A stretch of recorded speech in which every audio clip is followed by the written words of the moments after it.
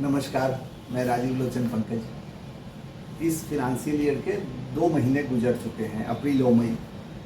तो मुझको लगा कि ये सही समय है आपको कुछ याद करा दूँ। आपको याद भी है कि इस साल के बजट में इनकम टैक्स में ठीक ठाक सी राहत मिली थी हम लोगों को। मतलब 12 लाख रुपया तक की इनकम पर तो टैक्स फ्री हो गया था। एंड जिनका इनकम 12 लाख से ज़्यादा है उनके लिए भी ठीक ठाक सा रिबेट आया था। हालांकि ये पहले ही छूट मिलनी चाहिए थी, लेकिन देर से ही सही इस साल में तो मिला छूट। तो फ़ायदा तो हुआ हमको, आपको, हर किसी को। 12 लाख के नीचे इनकम है तो कोई टैक्स नहीं देना है, जबकि पिछले साल ठीक ठाक सी रकम टैक्स में चली जाती। और 12 लाख के ऊपर वाले इनकम में भी जितना टैक्स देना पड़ रहा था उसकी तुलना में कम देना पड़ेगा। तो ये जो रकम बच जाएगी अपने हाथ में कम टैक्स देने की वजह से, इस पैसे का किया क्या आपने? भाई साहब, रकम तो बचेगी मेरे आपके सबके पास। अगर प्लान नहीं करेंगे कि उस पैसे का क्या उपयोग करें तो पता ही नहीं चलेगा आपको कि कब वो पैसा खर्चा हो गया। तो बुद्धिमानी का तरीका ये है कि वो बची हुई रकम, उसमें हमने आपने कोई अलग से मेहनत नहीं की है।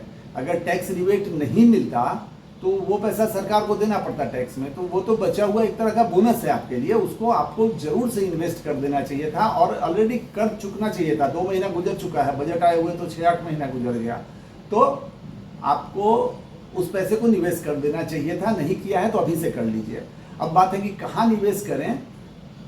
कुछ लोग कहेंगे कि इतनी छोटी रकम है, क्या करेंगे? छोटी छोटी रकम लंबे समय में बहुत बड़ा गुल खिलाती है। अभी कल की बात है, मेरे एक इन्वेस्टर लेके आए थे 1993 का 4000 रुपये का इन्वेस्टमेंट था, अभी 2,63,000 रुपया है।